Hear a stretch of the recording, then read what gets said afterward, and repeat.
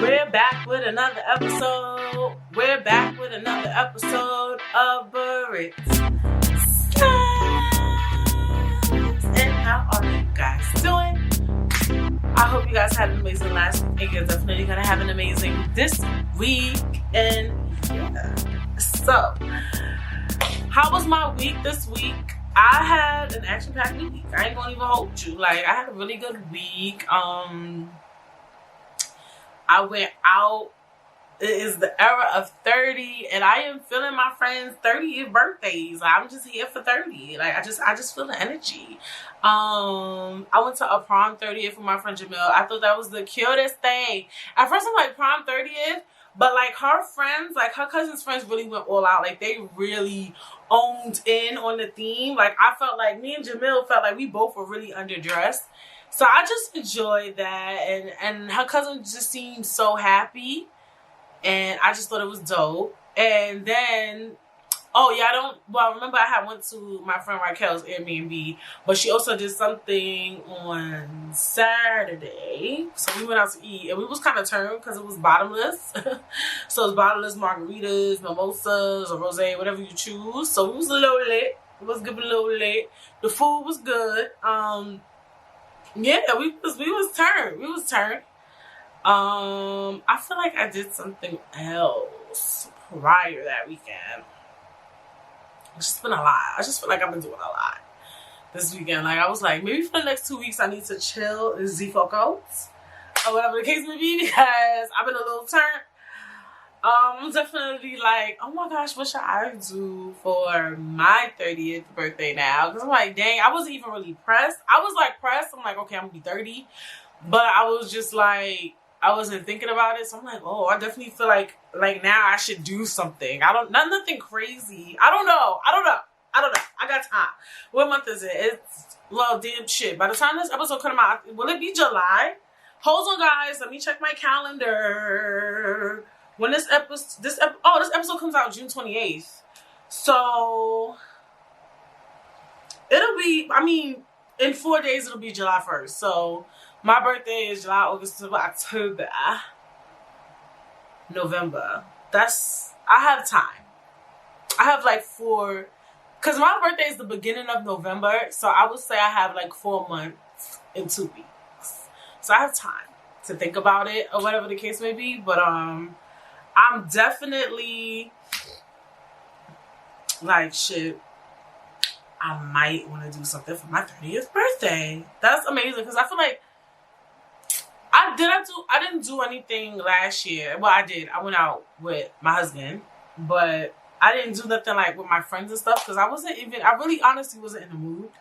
To be honest, I just wasn't. And I seem like I like planning stuff, but I don't like planning shit. I really don't. I genuinely hate planning things. It's fun, but it's just like people make me not like planning things.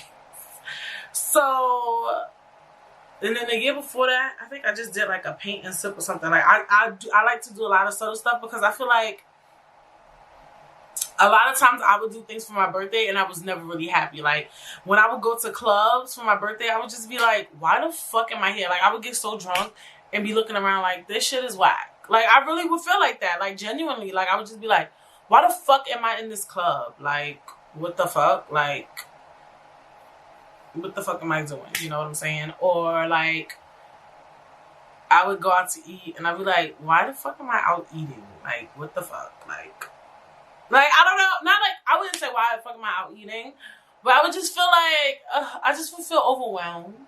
I guess, like, I feel like I always did something for my birthday because I felt like I had to, not because I wanted to. Like, some people are really birthday people, and they have fun regardless of their circumstance, their situation. Like, when they go out, when they go partying, when they go eat, when they go brunch, when they go do them, they have fun regardless, you know what I'm saying? So, and they don't care how many people show up or who don't show up and when they show up. Like, I feel like sometimes people get mad about it, but they still have fun. Does that make sense? Like, they may not get to do exactly what they wanted to do, how they wanted to do it, but they still have fun. Like me, sometimes, like when I plan something and I want it to go a certain way, it kind of fucks up the vibe if it doesn't go how I kind of wanted it to go or I imagined it to go. Or, you know, I just don't like when I plan shit and it just be a bust. Like, I'm just keeping it a bug. But a lot of people be telling me, like, you know, just plan, do you. And whatever comes of it, comes of it. I don't know. I do like having fun, though. Like, when I went out this weekend with Jamil to her cousin's 30th birthday, the DJ was on point. The DJ looked like he was at least 15, but he was 24. It was the weirdest thing. But he was on point. Like, we was just having mad fun, dancing. Like, it was really a vibe. Like, it was just a vibe. Like, it gotta be a vibe. Like, they was playing all the old school reggae. Well, not old. Well, we call it old school reggae now. But they was just playing all the reggae, the soca, the hip hop, the new school, the TikTok. Like, I feel like TikTok literally has its own genre of music now. Like, the TikTok songs. Like, it was just fun. So I was like, I gotta have fun. Like, I be having fun. Like, bitch. Like, that's one of the things too. Like, now that, like, I don't wanna say what the fuck is going on, but I feel like COVID is dying down on jinx it or whatever. I just feel like I'm having more fun. Like, I feel more happier, and it makes me look at a lot of situations and things I've been through differently now that it's sunny out, and like I get to do a lot of the shit that I want to do, and I don't have like, I feel like I don't have no burdens on me, and I can't explain. Like, I feel free, but I still be stressed out as a motherfucker. You know, it's never easy. Life ain't easy. You gonna be happy, but bitch, you gonna be stressed if you grown. I feel like if they both align with each other. Like, I just feel like though lately, I can't explain. Oh, why are we even talking about this? But like, I don't know. I just feel like I be stressed out, like dead ass. But I be happy. Y'all know what the fuck I'm talking about. Like, I be stressed, but I be happy. Like, I feel like I don't have nothing like I have things weighing me down, but I still have the freedom to do what I want. Does that make sense? Like, I feel like it's kind of, like, when every time I go out and I get to hang out and I get to have fun and I get to chill, I'll just be like, I have life. Like, when I'm having fun, I'm like, I have that. Like, I have that much. Like, I have friends. I have family. I have life. Like, I have that much. But certain shit still be stressing me out. I hope that makes sense. It don't seem like it do when I'm saying that shit aloud, but yeah. So I be doing me. So I just love good energy. I'm just big on energy vibes. I always say that. I've been saying that through the whole podcast since the first day this shit came out. And it be a fucking fact. Because some people be like, you know, oh, I'm 30. I don't want to go like party in the club, which is true. Like, I don't like nightclubs. I'll do a brunch or a day shit. But I also feel like if you go out and you around the right crowd and you got the good music and you having fun, then it'll be fun. Like, I don't know. Like, it depends. It's just the energy or the people that's there. You know what I'm saying? So, I don't know.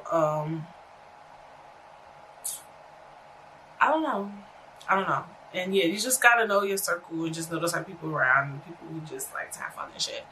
But whatever the case may be. And I think liquor too. Liquor just make people fun as fuck.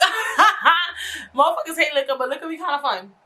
And yeah, so I hope that made some sense. So what's going on this week in the news? So yesterday was Versus with Soulja Boy and Bow Wow, and it was fun.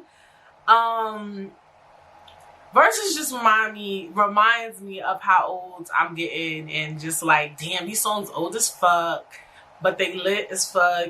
You know, I don't want to say I wasn't a Bow Wow fan. Like, I fuck with Bow Wow, but I wasn't like a big fan. Like, it was girls that was like in love with him, had big crushes on him, wanted to sleep with him. Like, I was never like, oh my gosh, Bow Wow, yes.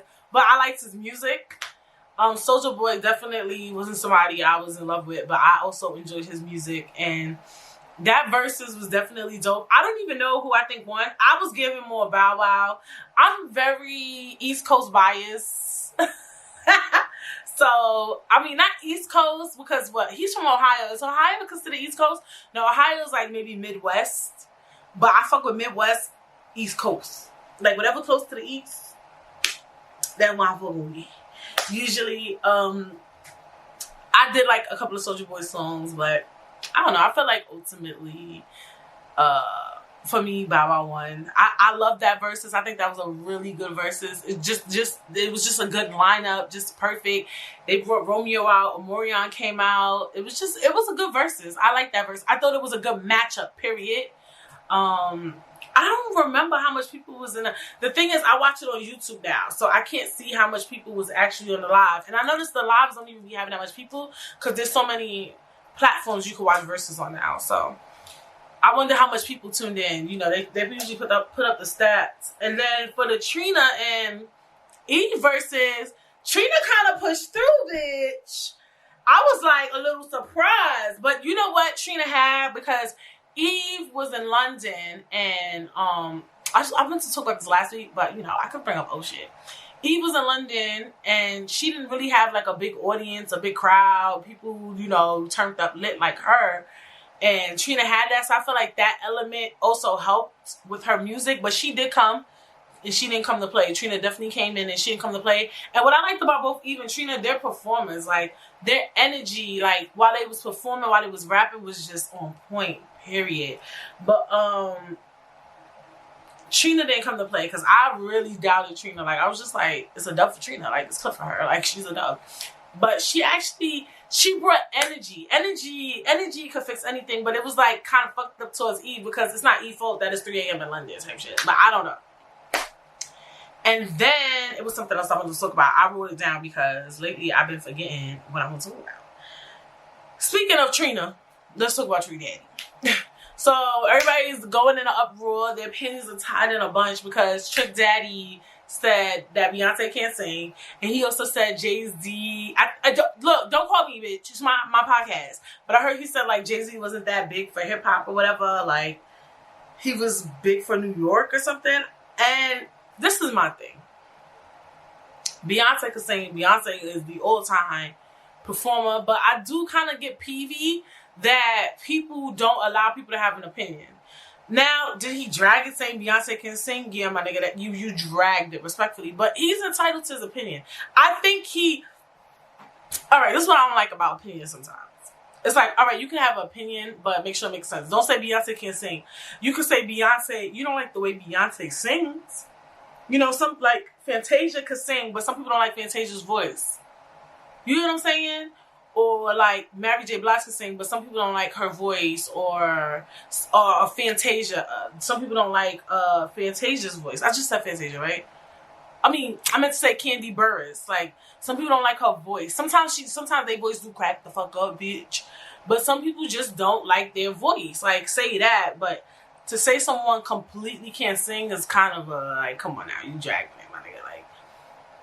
But I also feel like people are entitled to opinions, and I'm kind of getting tired of that. Like, I remember, like, a lot of people just always, like, stand for Beyonce, and I'm here for standing for your favorite artist, you know?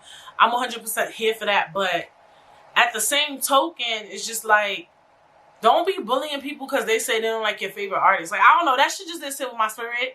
Also, like, his opinion on hip-hop. I think hip-hop is very subjective. One of those genres that's very subjective because... at least with music, right? I mean, with singing, with R&B singers, singing is a craft. Like, you have to have a certain tone, a certain voice. Like, not everybody could sing, right? Technically, like, not even, I wouldn't even say technically, dead ass, not everybody can sing. Like, when some motherfuckers sing, it hurts your ears. But technically, keyword technically, everybody can rap. That's my opinion. I feel like if somebody, like, to me... I don't like, what's this child name? He used to date Meg Thee Stallion, bitch. Fuck. Okay, who else I don't think can rap that well? DaBaby, he's an okay rapper. Okay, at minimum to me. He's the part, right? But to some people, DaBaby can fucking rap. Like, that man can rap, right? Some people to me can't rap. Like, I just don't think so. But some people think because they can rhyme and say certain metaphors, they're good rappers. Like, I think rap is one of those genres of music that can be very subjective because people like to rhyme words and put shit together or rap on a good beat and they consider them a good rapper. Everybody's ideology of what a good rapper is different, you know? So, I think that Kanye West is a good rapper, but believe it or not, some people don't believe that Kanye West is a good rapper. So I feel like just because he may not like the way Jay-Z raps, y'all can't get mad at Trick Daddy. And he from Miami. Jay-Z has the New York City flow, and Trick Daddy's from Miami. He might prefer Southern rappers over a Jay-Z. And it's just like, I personally just don't like people bullying people for their opinion. Because, you know, I'm fucking opinionated. I come up here every week and I say my motherfucking opinion.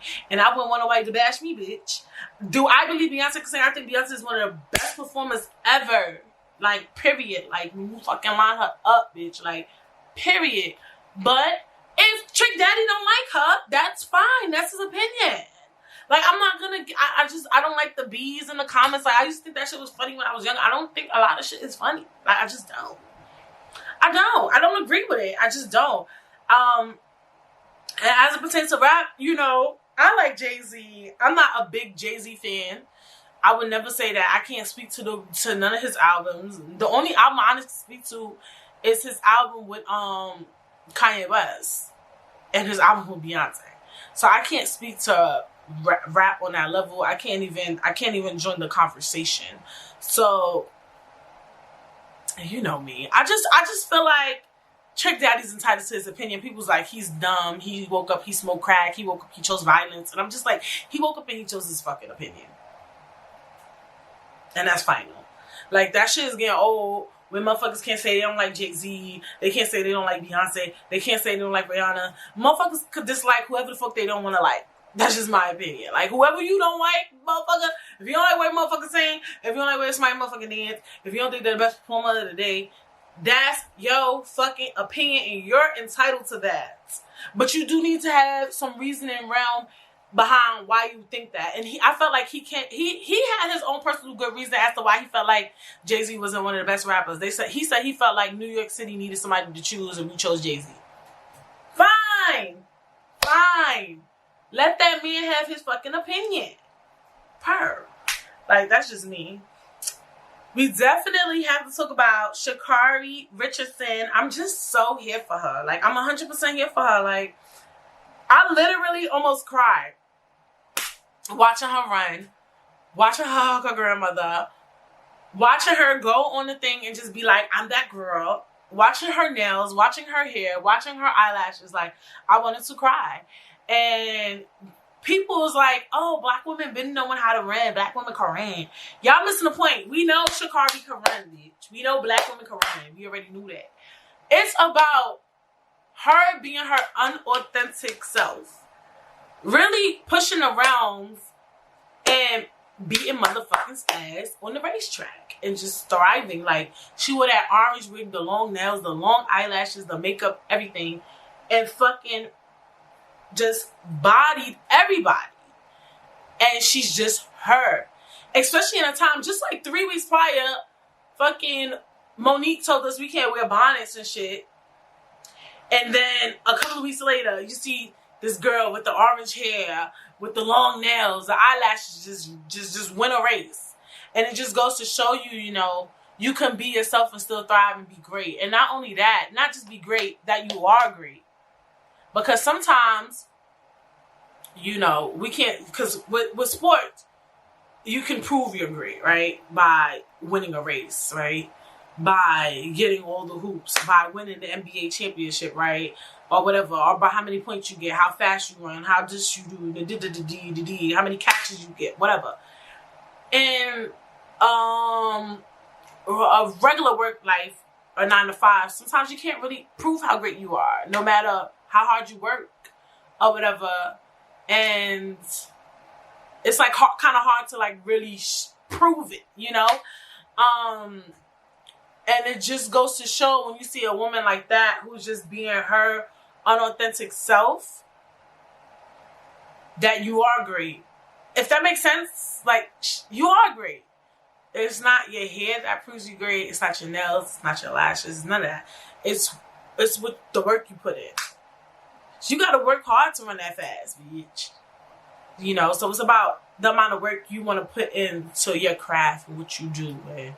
It's not about your hair. It never was ever about that shit, you know? It's just unfortunate, like, jobs, corporates and stuff, they just feel like orange hair and long nails and long lashes, you can't go far. And to me, it's not about how you look. It's about what you do. Obviously, if you look mad bummy, like, you know, but can you do the work?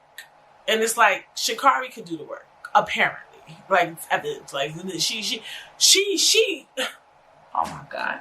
She was behind and came back up and beat on them girls. Like, so to me, it's just good to see a woman who's just being unauthentically herself and thrive. Like, oh my gosh. Like, it's just, I just can't wait to watch the Olympics this year. And I rarely watch the Olympics, but I'm really excited just to see everyone thrive. Like, oh my God, I'm ecstatic. I'm ecstatic. And yeah, I have to shout out Sha'Carri, you know, and I want to shout out all the other Black women that's thriving this year in the Olympics. It's gonna be a good time. It's gonna be a good time, bitch. And did don't quote me, Naomi Osaka said she's not doing the Olympics this year, right? Did she? I don't know, but no, she said she's not doing Wimbledon. Told y'all, I think something's up, bitch. But remember, I said it first. You heard it here first. Britt says. Nah, you heard it here first. Britt says. But I'm dead ass. I don't know. I think I was thinking she might be pregnant, but I don't like to put pregnancy on women. It could be anything though. It doesn't have to be pregnancy. I just don't think it's a mental health. And we'll get into that. If we ever really do find out what it was, and I'm gonna keep it a buck too. Let's talk about that. If indeed Naomi Osaka is pregnant, I'm gonna have a big motherfucking problem with her exploiting mental health. And yeah, I know some people could say maybe she was dealing with mental health while she was pregnant, and that's why she wanted to do Wimbledon. She could have done Wimbledon while she was motherfucking pregnant. No, bitch. Don't say you're dealing with mental health issues and you're actually pregnant. That's just me. Because now you playing around with mental health, and mental health is something that is dead ass serious. And now when you do shit like that, it goes to show how often people really exploit mental health, because mental health is such a popularized thing. It's becoming trendy. And for those of y'all that streaming, I'm putting quotation marks in the air, because don't play with that shit. I don't like that. So if she is pregnant, I have a problem. What like I understand you don't want to say you're pregnant. So it's a weird spectrum, but like, just be a real ass bitch. Say, I don't want to do the shit. Like, that's just me. I don't like the mental health aspect of it. Like, if you don't want to do Wimbledon, if you don't want to do, what was the French Open, next time just say, look, I don't want to do it. I'm not doing it this year. I'm not in the mood.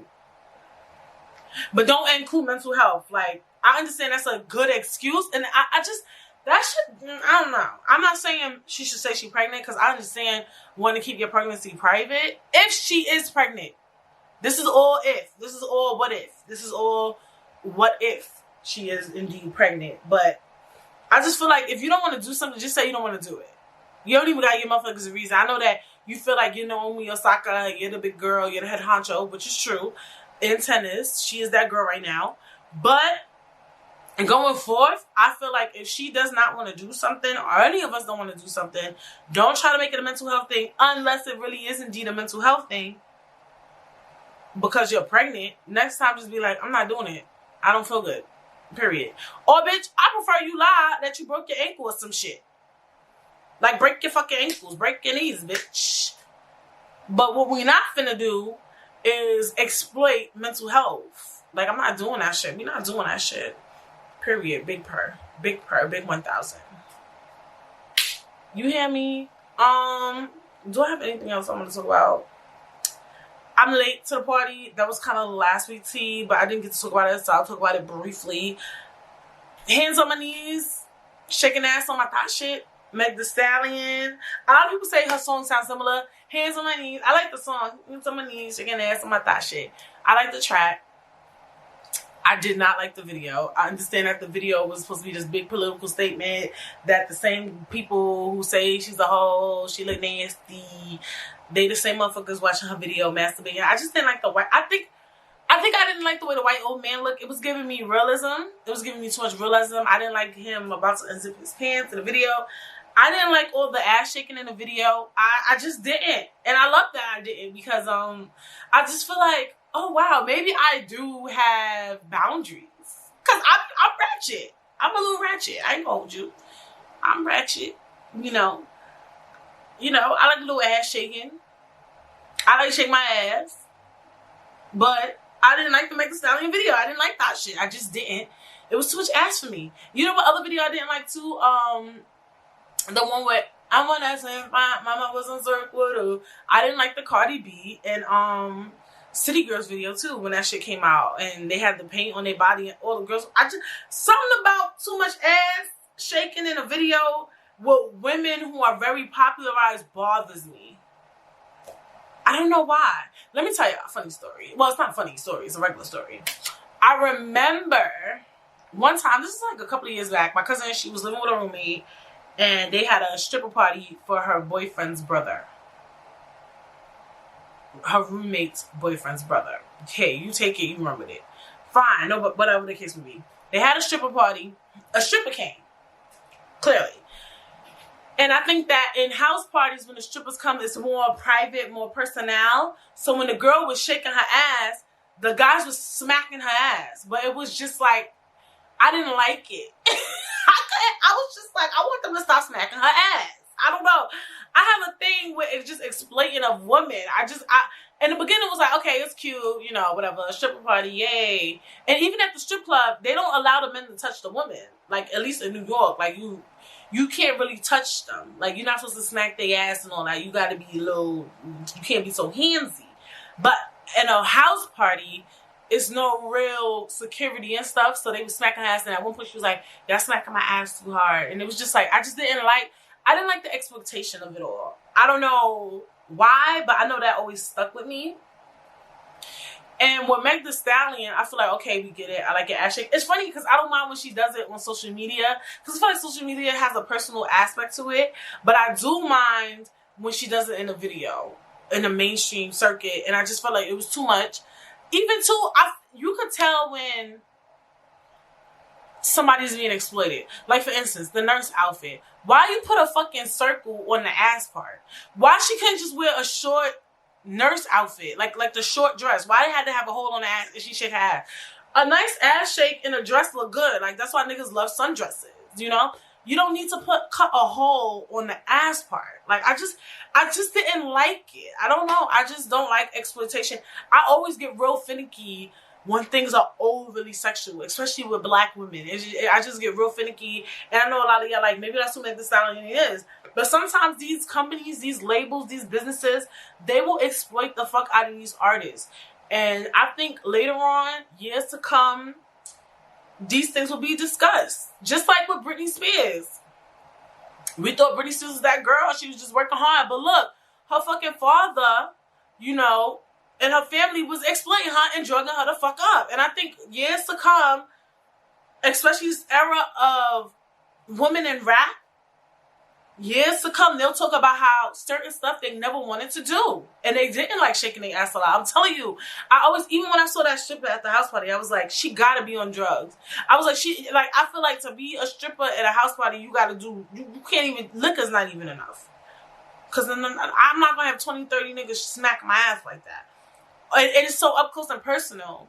And just like, sometimes, like, I feel like if I feel awkward watching her do that and watching black women shake their ass like that, I know that sometimes Meg Thee Stallion sits down and she watches the things she does and she feels exploited. And y'all may not want to have that discussion and y'all may not believe it, but just the same way, when some women even do sex work, they say they come home and they feel exploited, or they don't feel good, or they feel, I forgot the word, I guess, like, disrespected. I think that even as a rapper, as an artist, sometimes you can feel a little gross. And I feel that sometimes with Meg Thee Stallion. And even I've seen this sometimes when I watch Nicki Minaj back in her heyday. But even Nicki Minaj wasn't even that much. Like, she wasn't giving you that much. Like, the most she would do was dress really sexy, but she wouldn't do too much. Like, she did it sometimes, but I don't know. It's just the way they've been exploiting Meg. I feel like she's being exploited. That's just how I feel. I don't know personally, my opinion. I just don't like it. That's my opinion on that. And that's just that on that. So yeah. That's what I got for y'all this week. I left out a lot of stuff last week, so I brought you a lot this week. But what are we talking about today? I decided to talk about decision making. That's a weird topic, but I was just like, I felt inclined. I have no real reason. I just feel like making decisions is so hard and making choices. And I always run into situations where I'm like, what the fuck should I do right now? And I feel like we all do that. And I just feel like we forget how important making decisions are. And a lot of times when we make decisions, they can either be really good or they can be really irrational. And I just was like, maybe we could find a way to make sure we make the best decision that we can. Because, you know, we're imperfect. We're flawed. We're human. We're going to make stupid ass decisions sometimes. But maybe we could try to make less of them. Right? That's what we could do. That's what you can really do, bitch.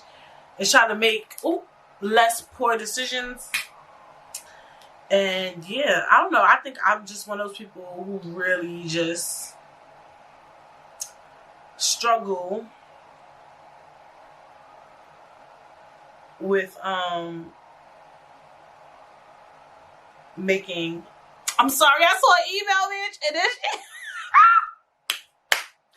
I'm just really one of those people who struggle with making poor decisions. So whatever. Moving on.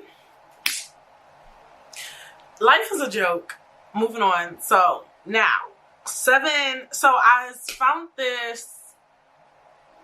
I don't know. Is this considered an article? Yeah, I would guess it was an article. It's on umassd.edu, umassdartmouth.edu. And it talks about the decision-making process. So a lot of people have not a lot of people, a lot of companies use decision-making processes. And yeah, I don't want decisions to be this like super analytical thing for us, right? Sometimes, then again, when you get older, you do got to start making better decisions. So maybe we can try to be a little more analytical, right? Because you don't want to be 40, 50, 60 constantly making poor-ass decisions. Like, yes, we do dumb shit all the time. But at a certain age, you need to start making better decisions. And there's definitely a market of people who constantly make poor decisions. Like, some decisions is like minor, but there's some decisions that are really poor, right? And for some of us, our minor decisions are poor. Some of our minor decisions create bigger issues. Like, a small, minuscule decision can create 100,000 million problems. You get what I'm saying? So I actually think this is a really good topic. But yeah, a lot of companies use a decision making process, like calculations. Like, a lot of companies even come up with, you know, plans as to how they make their decisions and things like that, right? Business, everything is supposed to be analytical, I would hope. Because when you run in a business, you want everything to be smooth, groove, and just yes.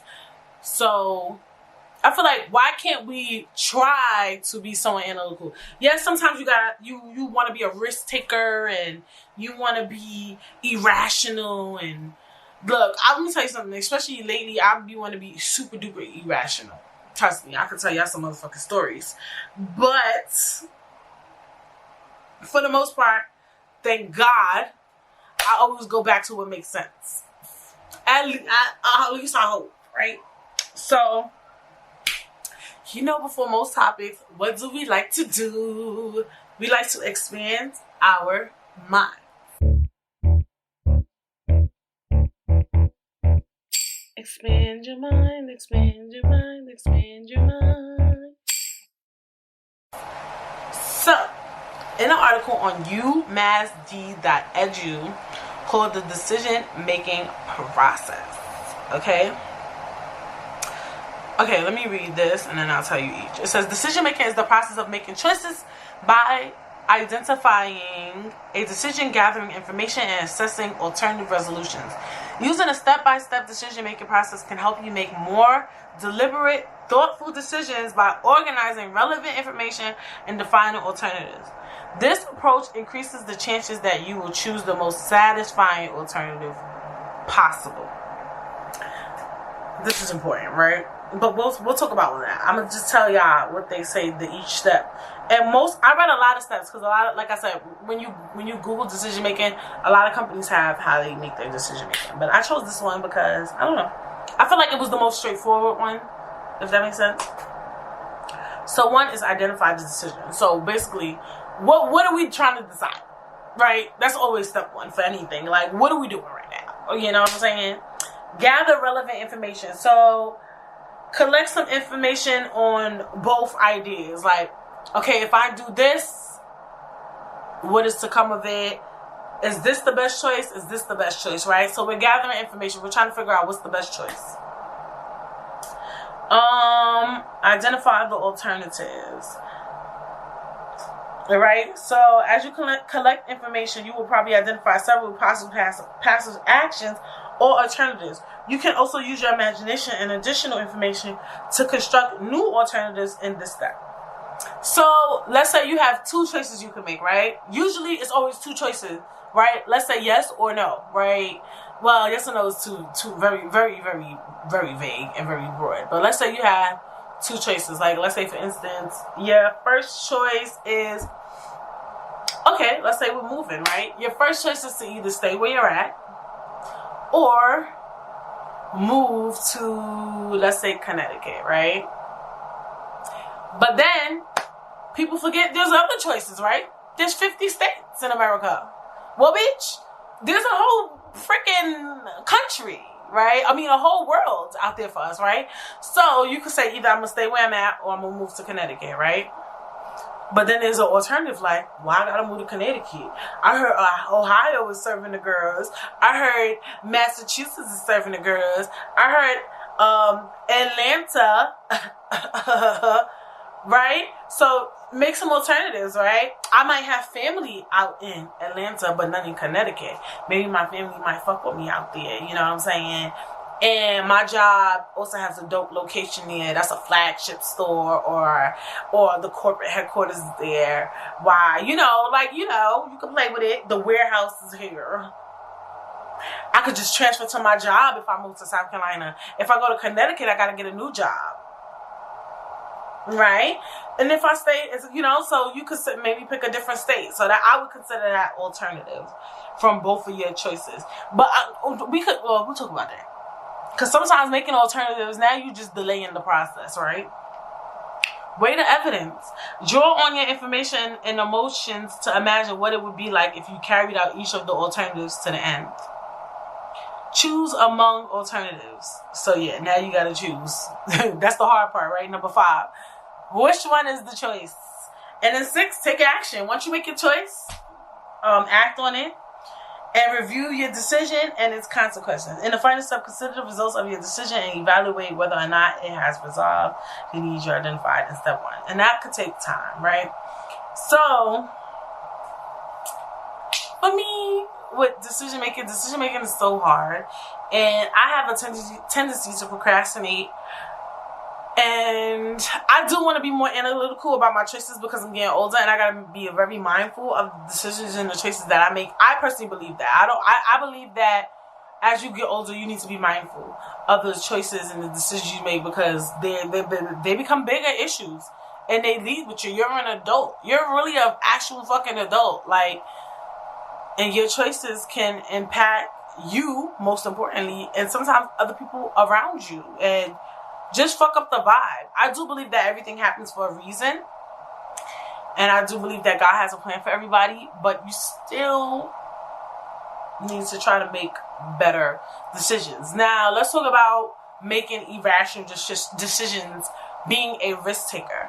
Now, let me tell y'all. I was thinking about this the other day. And I just feel like a lot of times when I make decisions, my best decisions, let me not say my best, but a lot of my best, most of them, my best decisions were risky. I ain't gonna hold you. Brittany sits back. For the people who watch or the people who stream, when I film, I usually do this thing when I start getting comfortable. And when I start getting comfortable, I start about to get my back. But anyway, I notice a lot of times though, and I don't like playing with risks. You'll see I say a lot in the podcast, but a lot of my risky ass decisions, for the most part, are sometimes my best decisions. I swear.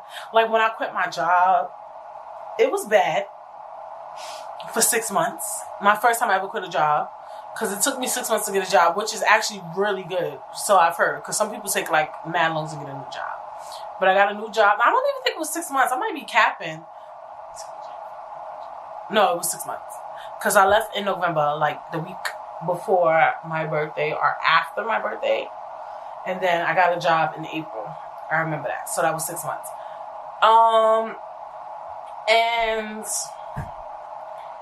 it was a good decision. Then I made a poor decision. I went back to the company that I left. That was a very poor decision.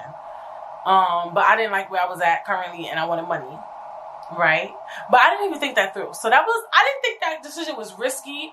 I just think it wasn't a well thought out plan. It just wasn't thought out. It was just like, oh, money. Like, no, bitch. Like, is this smart? It was a bit rash, maybe, because I just didn't like the company I was at the time too.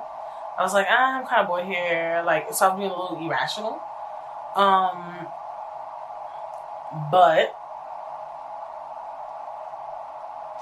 I felt like me quitting and getting another job, it kind of taught me like, okay, you gonna fuck up, because I went into debt, but I got a new job and I cleaned up my debt.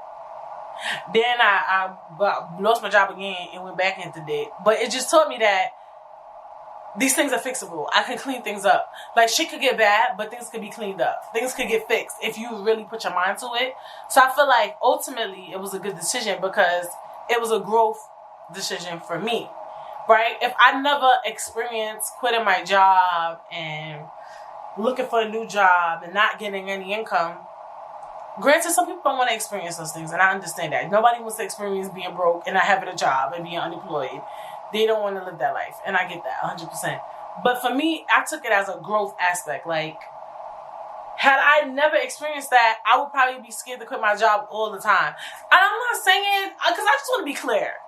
I'm not telling y'all to go out and do these things if that's not what you built for. You know what I'm saying? Yes, quitting your job and not having money saved up and not having a game plan. At the time, I was living with my parents, so I still had a little leeway, I felt like, but I know that I was working their motherfucking nerves being an unemployed ass bitch at the same token, you know what I'm saying? I felt like it just taught me that I'm gonna be alright, God is always gonna cover me, and shit gonna get figured out. The next time I made a really rash decision. I didn't have a real job. Like, well, I did have a real job. I just wasn't getting paid enough, and I moved out, right? I moved out my parents' house. I got an apartment. Very risky. Very risky. Very fucking risky. I left a job that was paying me really good, but I had a job that was paying me way less, and I moved out. I could tell y'all so much shit I'm not going to get into. If y'all keep watching, you'll learn more. But just know, I moved out within 2 weeks of leaving a good paying job. Not even, I think a week. I came home, I was like, all right, so I lost this job. I don't have this job anymore. What should I do next? Bitch, my ass said move at my parents' house. What the fuck is actually wrong with me, right? I would consider that risky. I didn't consider it irrational. And let me tell you why I wasn't being irrational, because the decision didn't align with the job to me. Like, why would I move out because I left my job? That makes so I don't consider it irrational. I consider it risky and a bit much, but I did it. And not only did I do it, I had a whole fucking housewarming bitch. Like, I was bugging the fuck out clean. Like, I was really bugging the fuck out. But once again, I felt like it was a good decision. That was a risky decision. but one of my best. And I'll tell you why. Because I learned so much. I was becoming an adult. It made me never want to live with my parents again, even though I eventually had to move back with my parents because of COVID. But I moved right back the fuck out with my man. But either way, I probably would have moved out. Even if I didn't have family, I'm going to keep it a buck with you. I was fucking dying living with my parents. I don't know why. My parents ain't bad, but you know, I always talk about this. But anyway, back to the story. Very risky decision. Very risky decision. But one of my best. I enjoyed living alone. I felt like I said, these are all growth moves. It was a growth decision. They're growth. It taught me, you know, you can live on your own. You're going to be fine, bitch. You're going to live and you can breathe and you'll be fine. Even with little to fucking nothing. Okay? Little to fucking nothing, bitch. Little to fucking nothing. When I tell you little to nothing, pay rent, pay utilities, ate dinner, cook, car note, car insurance, paid, fuck you in. Little to nothing. Didn't ask my parents for nothing. Get the fuck out of here. Don't get me in my bag. Okay? So it just teaches you like growth. It's really be growth steps. Like, so I really do consider some of my risky ass decisions some of my best decisions. Like, it be fucked up, it be scary, and you be going through some shit. But it be one. Anything that comes with growth is a good decision. Period. And I know people say a lot of your decisions come with growth. No, some of your decisions be dumb as fuck. You ain't gonna grow from it, and you never grow from it. And you never learn nothing from it. But it just taught me how to move when it comes to getting apartments. I built connections from moving out. I built connections from quitting jobs. It just taught me how to grow. It taught me how to move.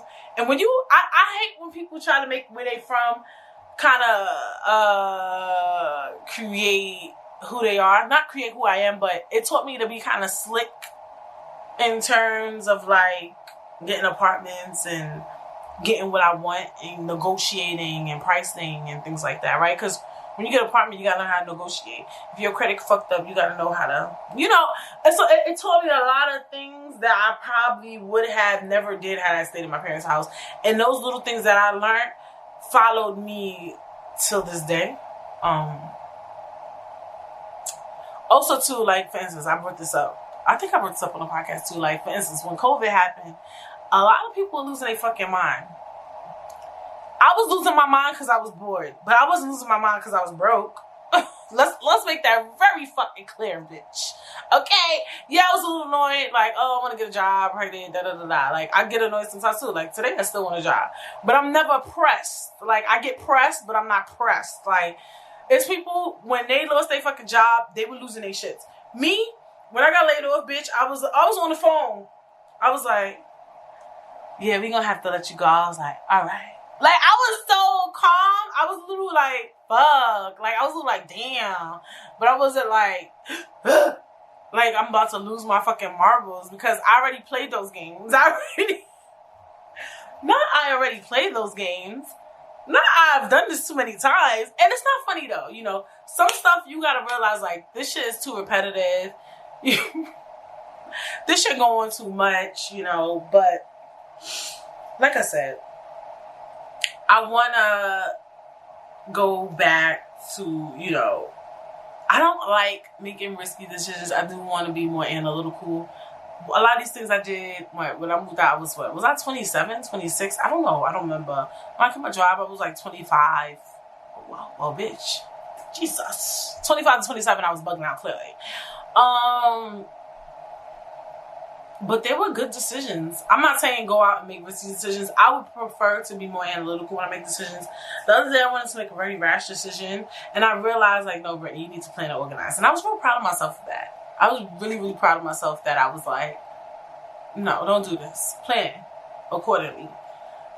Because you just got to be careful how you do stuff. And you got to know what you can and cannot handle now that you might have could have handled back then. So I think we need to like really own in on just planning accordingly. You know what I'm saying?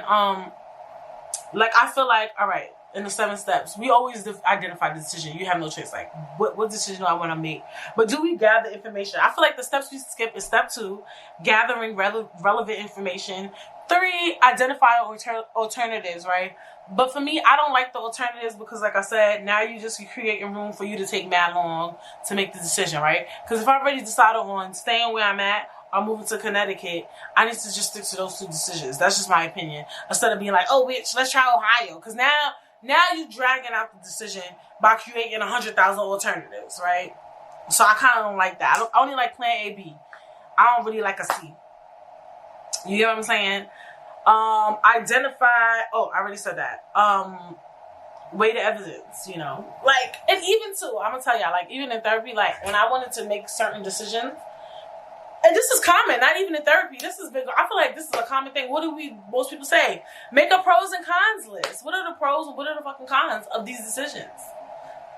A lot of us know about it, but we don't do it. And pros and cons lists are dope. A lot of us be fucking up on our pros and cons and stuff. We be lying. We be doing shit to make what we really want to do higher in cons. Like, but if you can make a pros and cons list, be honest about those pros and cons, you know.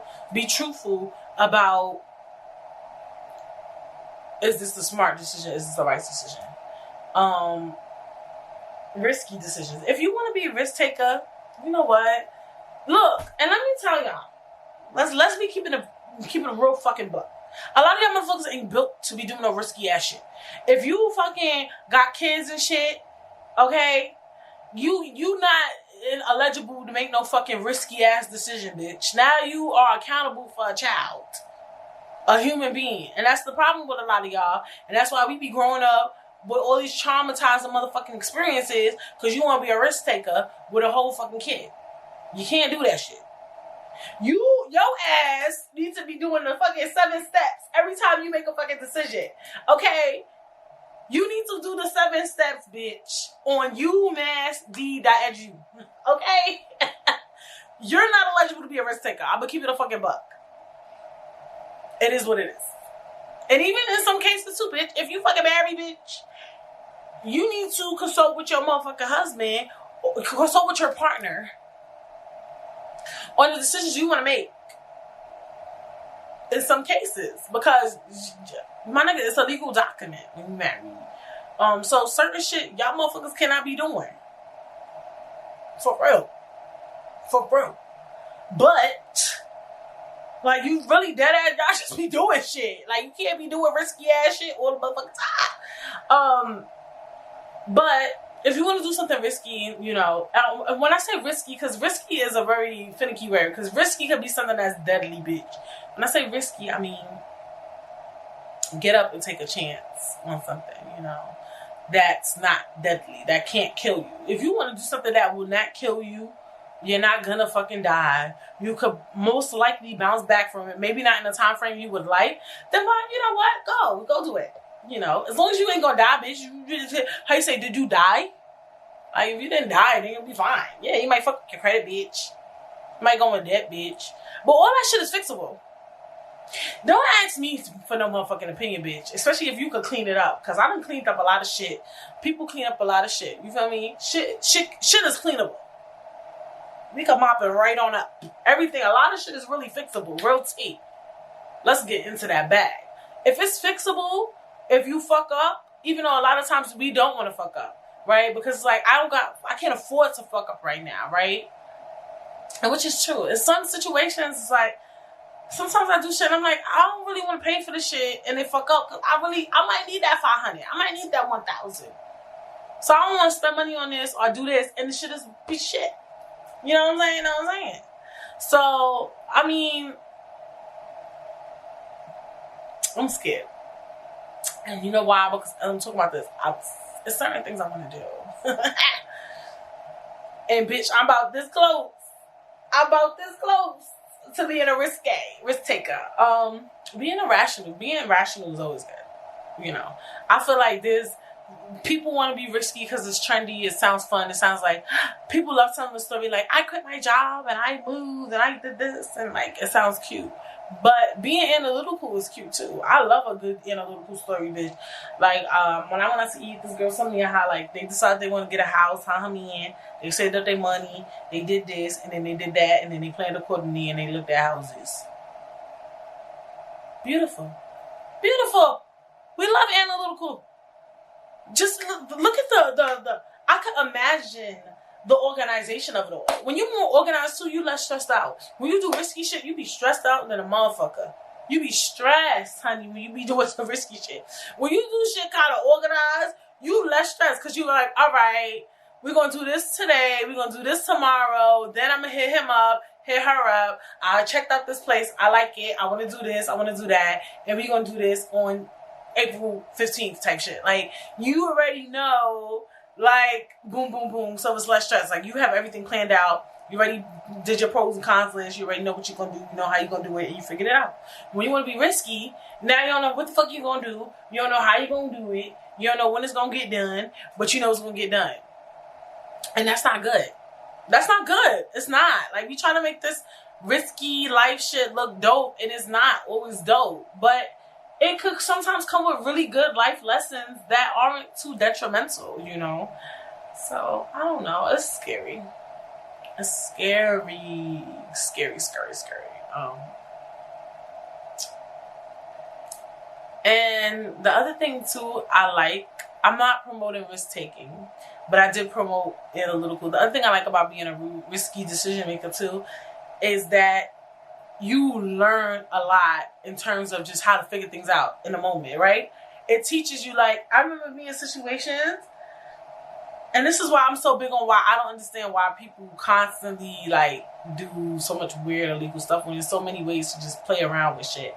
You just learn how to maneuver and move and do things, like, when you become a risk taker. Like, you learn things you never knew. At least for me, like, I'd be like, oh, there's a market for this. You can do this. You can do that. Like, it'd be so many things that, I don't know, that I've learned and shit like that. So, yeah, girl. Yeah, girl. Y'all better get to the decision-making of it all, honey. Because I just want us to do better. I know a lot of people that watch the podcast, 18 to 21, 21 to 35. And we at that age where it's like, we want to make better choices, and it's not easy. And or we want to make choices that's not so much better, just a choice, you know. Sometimes you just want to make a choice that you have to make a choice. Sometimes you just got to make choices. And you keep scared. You're scared. You're afraid. You're worried. You're full of anxiety. And it's just like, look, if you want to not deal with the stress and anxiety of it all, plan. If you also don't want to deal with the stress and anxiety of it all, just do it. Sometimes, too, if you just do it, it's like, oh, I already did it. Now I don't have to think about it, right? But that's being irrational and risky, and it could be a little bit much, right? Sometimes just go for it, though. Sometimes, you know, just do it. If it ain't gonna kill you, the most it's gonna do is make you stronger. And we don't want to hear it, and we don't want to talk about it, but it's true. If it ain't gonna kill you, the most it's gonna do is make you stronger. And we always all could get a little stronger. Ain't nothing wrong with getting strong, bitch. Ain't nothing wrong with getting a little smarter. Hello. Come on. Ain't nothing wrong with getting a little wiser. We at the age where we should be we're at the age where we should be gaining wisdom.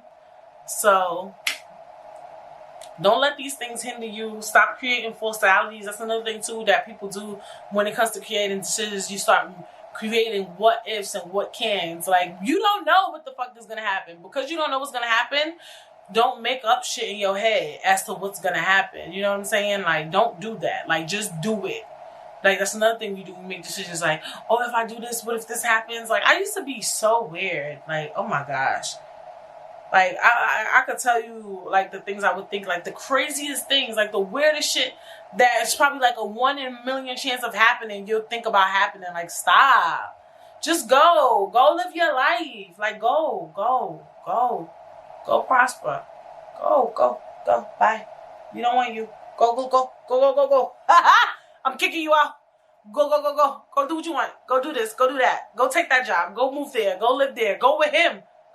Let's get into that bag. Get in that relationship. Because love is a risk.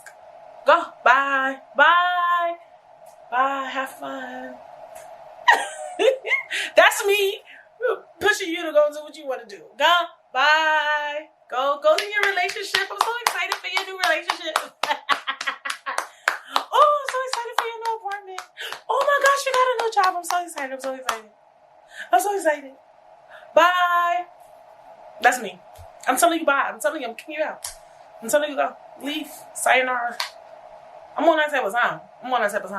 Oh, and let's not get in that bag. Let's not get in that bag. Oh, you want to leave that relationship? Bye. That's another one that's not talked about, right? Leaving situations that need to be left. Bye.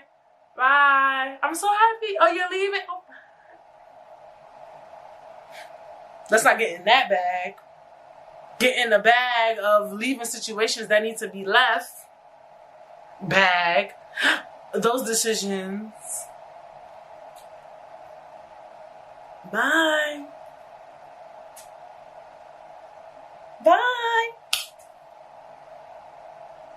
Let's not get in that pee. It's a lot of that going on. Those are called decisions too. That's the decision we ain't talk about. What about the decision to leave something that you feel like you need to stay in?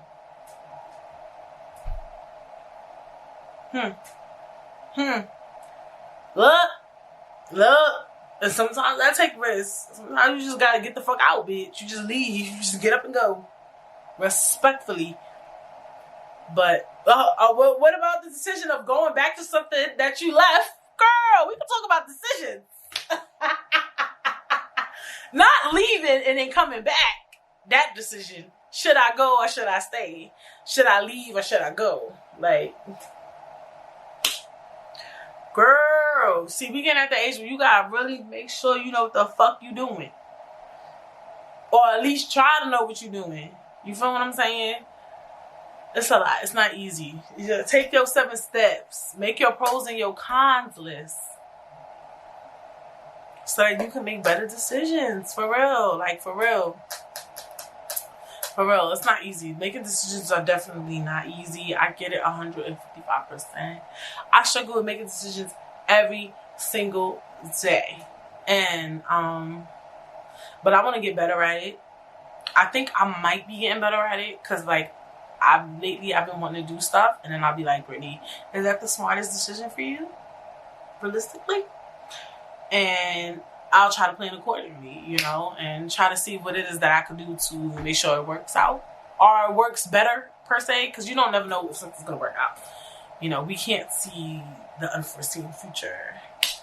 But, yeah, I hope you guys enjoyed the episode, because I did. It's a lot. Decision making is stressful. It's not one of the easiest things. Even as I talked about it, I was getting a headache because I just know, like, I can't always make the best decisions. I know sometimes you can't. But all we can do is try. And that's what business is about, is, like, trying to figure out what is it that we can and cannot do. Taking that information and take what we can from it, right? It's you going to either be a risk taker or you're going to be analytical. Either way, it could work out for you for the best. And, yeah. Like I said, I hope you enjoyed the episode. Make sure you subscribe if you're streaming. And even if you're not streaming, go head over to your Spotify, your Apple Podcast, your SoundCloud, whatever. Make sure you leave a comment. Make sure you leave 5 stars. Make sure you leave a review. Make sure you follow me on Instagram _Instagram. And I will see you guys when